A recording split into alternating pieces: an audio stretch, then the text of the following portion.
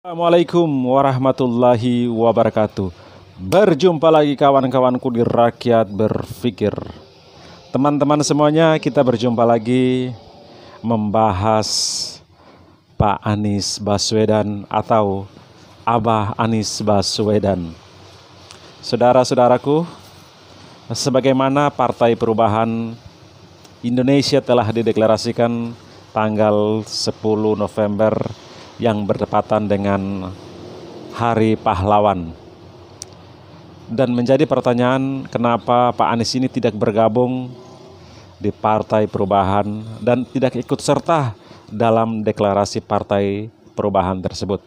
Rupanya teman-teman semuanya, ini berita yang panas-panas dingin, diberitakan ada wacana, ada negosiasi bahwa Anies Baswedan ini akan ditawarkan untuk menjadi ditawarkan menjadi Ketua Umum Partai Nasdem.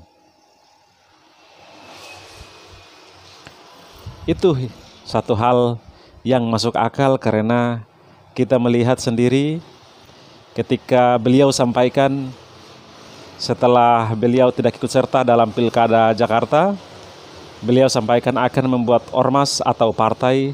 Setelah itu sampai hampir 3 bulan ini tidak ada perkembangan apapun.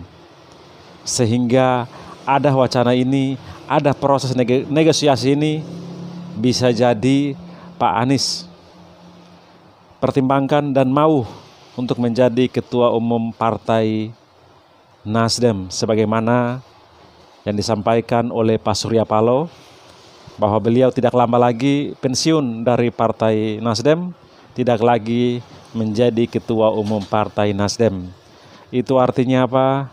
Ada peluang Anies Baswedan menjadi Ketua Umum atau pengganti Pak Surya Paloh untuk memimpin Partai Nasdem. Melihat berita tersebut, Pak Surya Paloh juga sampaikan bahwa untuk anaknya belum siap untuk menjadi Ketua Umum Partai Nasdem saat ini. Sehingga ini menjadi peluang besar bagi kader-kader Partai Nasdem, baik di dalam maupun di luar. Dan yang di luar adalah Pak Anies Baswedan. Ini masih dalam proses negosiasi, ada pembicaraan-pembicaraan yang berkembang seperti itu. Sehingga kita bisa ketahui jelas bahwa kenapa Pak Anies ini tidak menginginkan, tidak mau bergabung dengan partai yang dibuat oleh para pendukung beliau, para relawan beliau untuk perahu Anies Baswedan itu sendiri. Jadi ini semakin jelas bahwa kenapa Pak Anies ini tidak mau atau belum siap untuk mendirikan atau bergabung dengan Partai Perubahan. Jadi ini menjadi salah satu hal yang penting karena Partai Perubahan ini didirikan atas inisiatif dari para pendukung, para relawan yang susah payah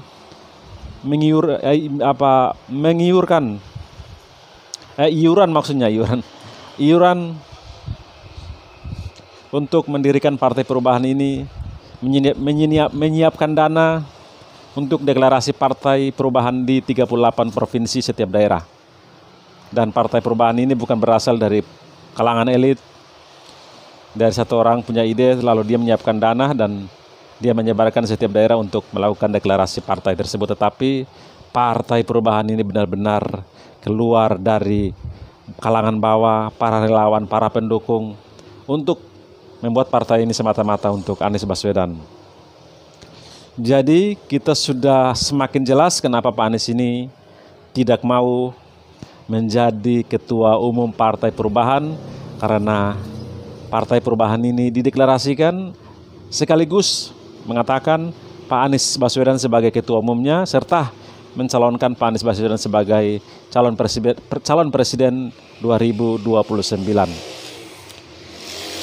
Ini permasalahan yang terjadi di atas meja karena saya bagian dari pendukung atau relawan Anies Baswedan dan mendukung Partai Perubahan ini didirikan untuk menjadi salah satu wadah aspirasi masyarakat, khususnya pendukung Anies Baswedan.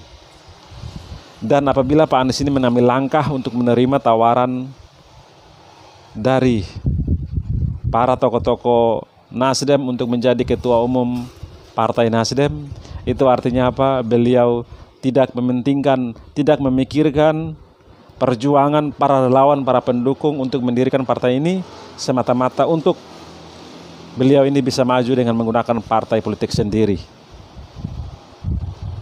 Karena partai politik ini bukan didirikan satu orang, tetapi 1.300 pendiri Partai Perubahan yang tersebar di Indonesia atau tersebar di 38 provinsi yang ada di Indonesia.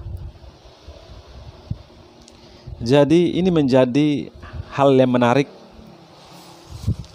dan saya rasa apabila Pak Anies ini menjadi ketua umum Partai Nasdem, karir politiknya akan tidak setajam ketika beliau di luar partai politik, ketika beliau membuat partai sendiri. Karena apabila beliau bergabung untuk bersama-sama membangun, membesarkan Partai Perubahan, saya rasa karir beliau sangat kuat, dan partai ini akan membesar dan bisa menyaingi partai-partai besar yang ada di Republik ini. Dengan itu, suka dan tidak suka, senang tidak senang, ini adalah dinamika politik yang terjadi. Jadi bagaimana cara untuk kita bisa melihat hal-hal, langkah-langkah yang dilakukan oleh Anies Baswedan. Bisa saja merugikan dia, bisa saja menguntungkan beliau. Dengan itu, saya ingin sampaikan sebagai pendukung atau relawan,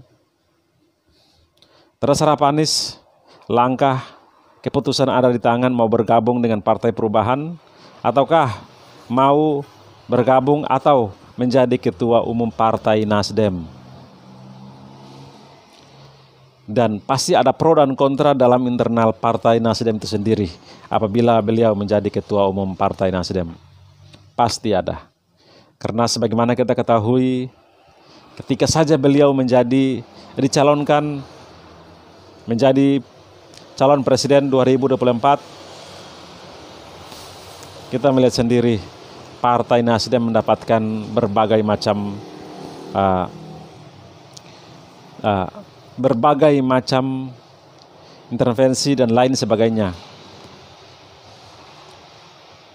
dan juga terancam bisnis-bisnis Pak Surya Paloh bisa terancam dan lain sebagainya.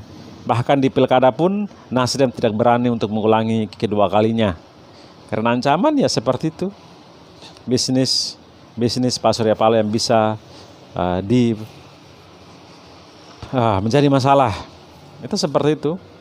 Dan apabila Pak Anies ini menjadi ketua umum Partai Nasdem, itu artinya Pak Surya Paloh juga harus mengambil risiko yang besar, tergantung proses negosiasi dan lain sebagainya. Apabila Pak Surya Paloh mau menunjuk Pak Anies ini menjadi ketua umum dari Pak Anies Baswedan itu sendiri. Teman-teman yang saya hormati dan saya banggakan, ini adalah persoalan, dan untuk saya Pak Anies tidak maju bergabung dengan Partai Perubahan terserah, mau jadi gelandangan politik terserah. Yang terpenting Partai Perubahan ini kita akan bersama-sama mendukung dan mendorong dan terus berusaha untuk partai ini bisa bangkit, bisa berdiri, bisa membesar di Republik ini sehingga mewadahi seluruh aspirasi masyarakat, khususnya pendukung atau kurang puasnya dengan pemerintahan saat pemerintahan sebelumnya. Dengan itu teman-teman, kita tetap dukung. Apabila Pak Anies mengambil langkah yang seperti itu, mau menerima tawaran tersebut, terserah.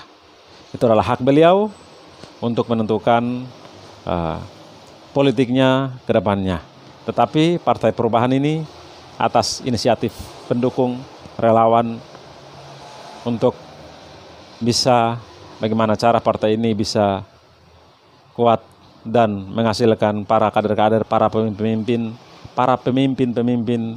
yang baik untuk bangsa saat ini dan ke depannya.